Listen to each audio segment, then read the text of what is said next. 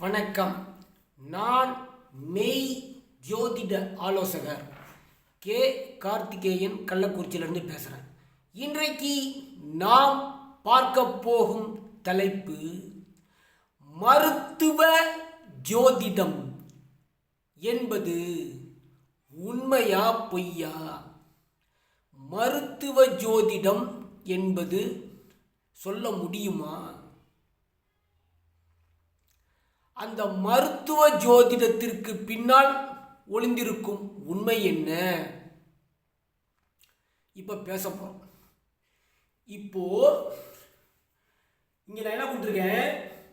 மேஷம், ரிஷபம், மிதுனம், கடகம், சிம்மம், கன்னி, துலாம், விருச்சகம், தனுசு, மகரம், கும்பம், மீனம். சரி, நான் கொடுத்துட்டேன். மேஷம்னா தலையை கொடுத்துருக்கேன், ரிஷபத்துக்கு முகம், மிதுனத்துக்கு வயிறு, கடகத்துக்கு மாறுமா, சிம்மத்துக்கு இருதயம், கன்னிக்கு அடிவயிறு, மேல் வயிறு, துலாத்துக்கு அடிவயிறு, விருச்சகத்துக்கு பிறப்புறுப்புக்கள், தனுசுக்கு தொடை, மகரத்துக்கு கணுக்கால், முழங்கால், கும்பத்துக்கு மீனத்துக்கு பாதம்னு கொடுத்தாச்சு. இங்கே முதல்ல நோயின் தன்மைகள் எங்கிருந்து ஆரம்பிக்குதுன்னு தெரிஞ்சா தானே நீ நோய்க்குள்ள போவீங்க. நோயின் தன்மைகள் எங்கிருந்து ஆரம்பிக்கும்? அதாவது எங்க பிரச்சனை வருது அப்படின்னா,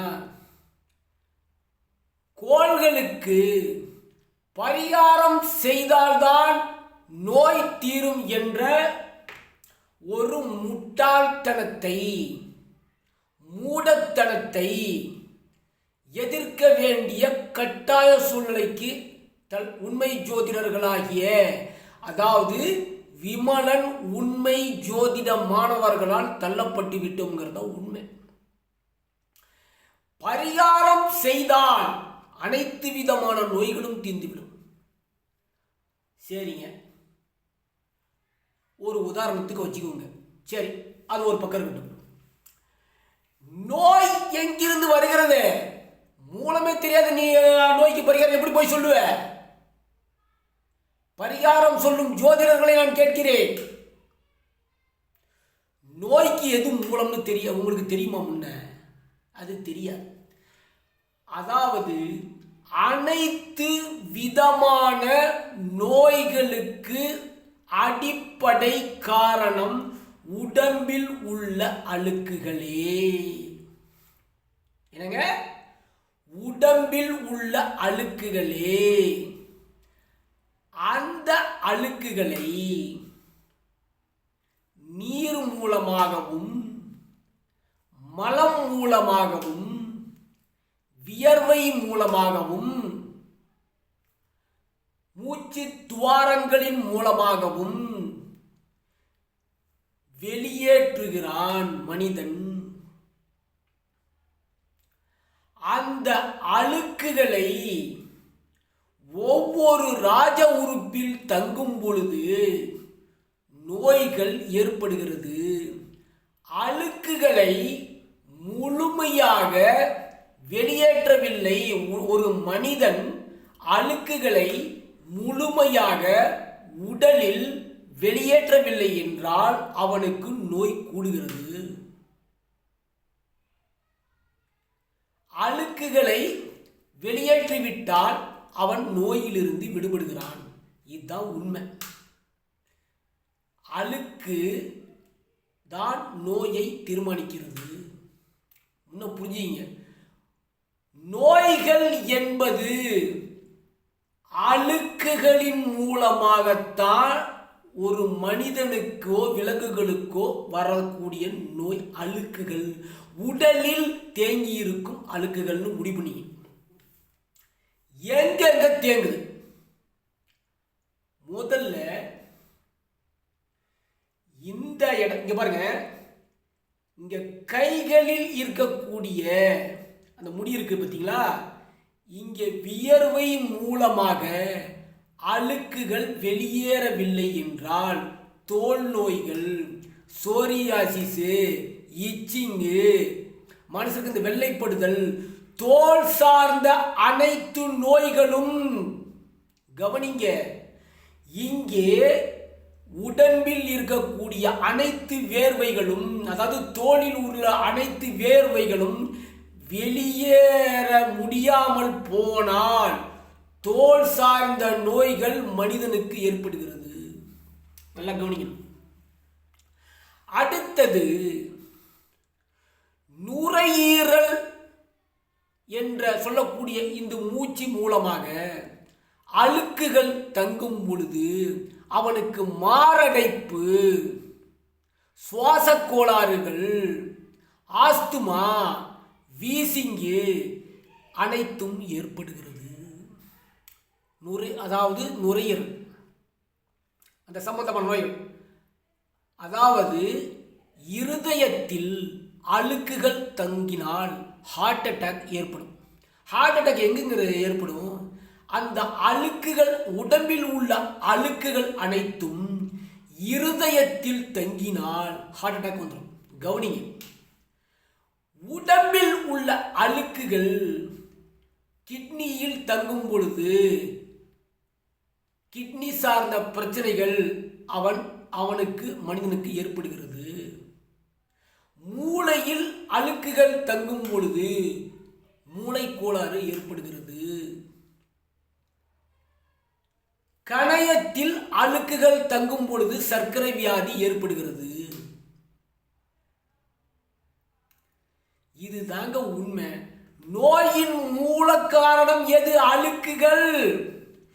உடம்பில் உள்ள அழுக்குகளே நோய்களை தீர்மானிக்கின்றன என்ற உண்மையை பொதுமக்களாக அனைவரும் உணருங்கள். இந்த முட்டாள் ஜோதிடர்கள், கூமுட்டை ஜோதிடர்கள் பேச்சை கேட்காதீர்கள். உங்களை நீங்கள் பரிசோதனை செய்யுங்கள், உங்களை நீங்கள் ஆய்வு செய்யுங்கள். எதையுமே ஆய்வு செய்யாத இந்த முட்டாள் ஜோதிடர்கள், கூமுட்டை ஜோதிடர்கள் பேச்சை கேட்டு பரிகாரம் செய்கிறேன், அந்த மருத்துவ ஜோதிடத்தில் பரிகாரம் செய்தால்தான் சரியாகும் என்ற நிலையிலிருந்து வெளியே வாருங்கள். விழிப்புணர்வு அடையுங்கள். ஏன் நாங்கள் சனியை கிரானிக் டிசீஸ் சொல்றோம்? நோயின் பிறப்பிடமே சனி சொல்றோம். சனி என்பவன் நோயின் பிறப்பிடம்.